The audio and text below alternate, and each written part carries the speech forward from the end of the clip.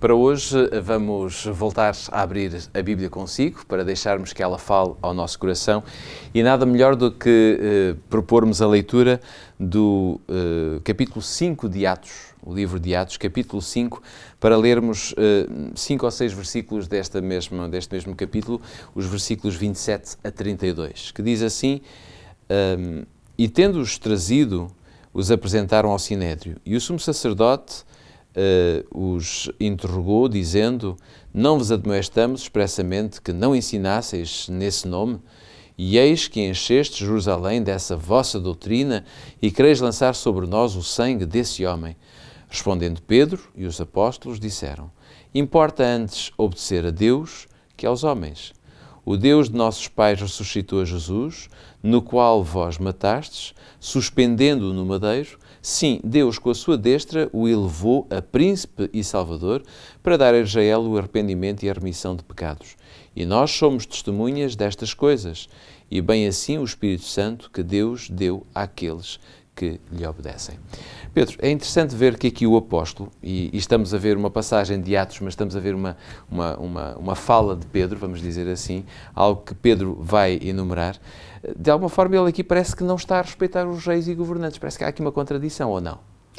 Não, eu penso que não há, claramente não há, mas é interessante. Porque ele diz: importa antes obedecer aos homens, obedecer a Deus do que aos homens. Claro, aqui a hipótese de contradição estaria no facto do mesmo apóstolo, como nós já limos aqui esta semana, ter dito para honrarmos os reis Exato. E os governantes. Creio que claramente nós estamos diante de uma contradição. A explicação é clara. Em primeiro lugar, o dever de um cristão é colocar a fidelidade a Deus acima de todas as coisas. O que significa que isto pode colocar-nos em circunstâncias ou situações em que tenhamos que fazer escolhas e opções, isto caso as sociedades em que estejamos envolvidos nos obriguem ou procurem obrigar a praticar atos ou a tomar opções que firam princípios que queremos sejam de acordo com a vontade de Deus, tal como revelada na sua palavra, nomeadamente. Ora, quando isto acontece, existe, digamos, um conflito de autoridade. Porque se, por um lado, eu sou chamado a ser um cidadão correto e, portanto, a viver em submissão às autoridades civis, sociais da sociedade em que eu me envolvo, isso não significa que essa autoridade se sobreponha àquele que é o soberano sobre o universo. O que nós precisamos de compreender então é o seguinte: como é que um cristão ou um crente vê a sociedade num todo, como ela está organizada? Existe Deus em primeiro lugar, que é soberano sobre tudo. Soberano, portanto, sobre o universo. Todas as autoridades humanas que existam, elas estão debaixo dessa soberania. Se as autoridades humanas entram em conflito com a autoridade superior, então, nesse caso, eu tenho de fazer uma opção clara de me manter fiel àquilo que é o mandato divino. Agora, vamos compreender o seguinte. Isto poderia querer dizer que o apóstolo estava então aqui a contradizer-se, em termos da sua prática, com aquilo que veio a escrever, porque ele viveu estas palavras que ele teve diante do Sinédrio, foram ditas muito antes de ele escrever à igreja, não é? Mas porquê que não há uma contradição? Porque Pedro, aliás, por diversas vezes, como outros apóstolos, foram presos, certo? Se foram presos, significa o quê? Que eles sofreram as consequências pelo facto das autoridades humanas não estarem debaixo da autoridade divina. Porque se assim fosse, se as autoridades humanas procurassem implementar os princípios divinos, nunca iam prender um homem por estar a pregar o Evangelho ou a falar do amor de Jesus aos outros. No entanto, note-se, o apóstolo Pedro o que é que fez em tantas circunstâncias? Aceitou ser preso. Ao aceitar ser preso e não tentar, por exemplo, fugir da prisão, vamos dizer assim, matar quando os soldados, por exemplo, não é, em nome da autoridade viessem, ele, por exemplo, agarrar na espada e os seus companheiros e tentarem lutar contra eles, isto seria o quê? Isto seria não aceitar as autoridades civis. Claro. No momento em que eu, para obedecer a uma autoridade superior que é Deus, me submeto a sofrer consequências e castigos da sociedade, então eu aí estou a fazer as duas coisas ao mesmo tempo. É por isso que não há contradição no apóstolo Pedro. Porque ele, por um lado, não obedece ao que os homens lhe mandaram porque está a obedecer a Deus, mas deixa-se prender e não foge da prisão, nem cria uma guerra nem uma revolução. Então, esta é a forma de, na verdade, conseguir ser submisso a Deus e às autoridades. A grande questão, para os crentes, nós que estamos aqui em Portugal, não é? E se calhar muitos podem até nem nos ouvir em Portugal, mas com certeza estamos em sociedades onde dificilmente, por enquanto, claro, o futuro, veremos como é que os episódios se darão, mas a verdade é que, por enquanto, as nossas sociedades, dificilmente vamos ter um conflito ao ponto de, por exemplo, termos que ser presos. Claro.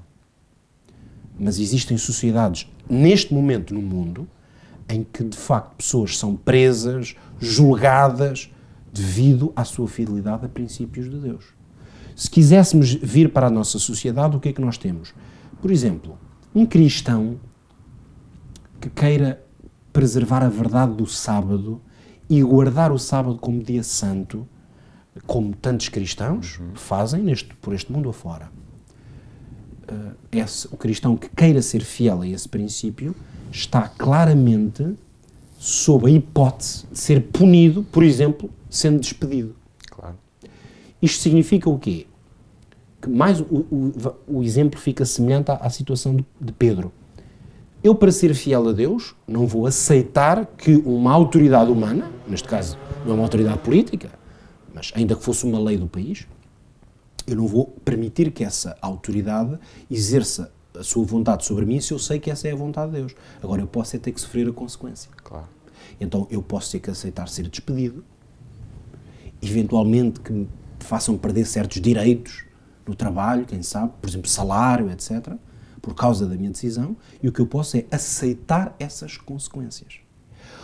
O que é que seria, lá está, não aceitar? Era eu tentar, sei lá, ser violento, tentar eu criar uma maneira de prejudicar o meu patrão, então eu vou criar aqui uma maneira de prejudicar, por exemplo.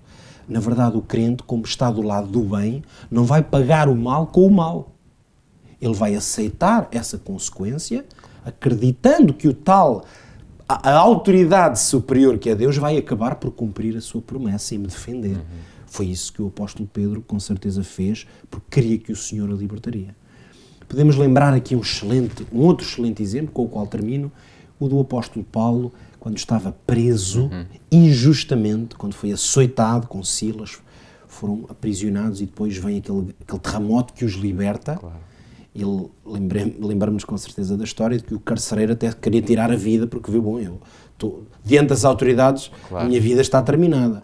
E o apóstolo Paulo o que faz é que, em vez de fugir, aproveitar, isto é uma libertação de Deus, vou já fugir daqui, nunca mais me apanha, não é? Apanha um barco para algures, o que é que vai fazer o apóstolo Paulo? Vai ter com o carcereiro e diz, não faças nada contra ti porque nós estamos aqui. Claro. Isto quer dizer o quê? Que o apóstolo Paulo aceitou o facto de estar preso. Claro. Não aproveitou, aliás, aquela situação para fugir da prisão. Uma vez que estava preso, submeteu-se às autoridades. Agora, ele podia evitar de estar preso fazendo o quê? Retratando-se, não pregando Jesus, fazendo outra coisa da vida, não tinha que ser preso. Mas então nós percebemos que, na verdade, é possível conjugar estas duas coisas. Ser submisso às autoridades, mesmo quando elas ferem os princípios divinos. Agora, isso pode trazer consequências, algumas delas talvez tristes ou difíceis de suportar. Mas o verdadeiro crente sabe que tem uma recompensa maior e por isso opta por estar debaixo da autoridade daquele que é soberano sobre todo o universo. Ficam aqui estes conselhos, no fundo, reflexões que nós fazemos a partir daquilo que a Bíblia tem para nos dizer, e acredito que você pôde usufruir de todos eles ao longo desta semana. Vamos ficar por aqui no estudo desta semana, retomaremos na próxima segunda-feira, mas queremos muito que ao longo deste fim de semana você possa refletir. Se não acompanhou o Bíblia Fala diariamente, pode sempre voltar, quer em podcast na rádio, quer também a partir do Facebook da própria rádio, no Hope Channel, você poderá voltar a rever estes temas ou então ver aqueles que porventura não teve oportunidade, não teve ocasião de assistir ou de ouvir. De qualquer forma, lembre-se sempre que o Senhor Deus está à sua espera, Ele deseja transmitir-lhe as grandes verdades da Bíblia e deseja prepará-lo para os tempos mais difíceis que aí vêm. Que o Senhor o possa abençoar. Nós voltamos a marcar encontros consigo na próxima segunda-feira. Até lá, bom fim de semana.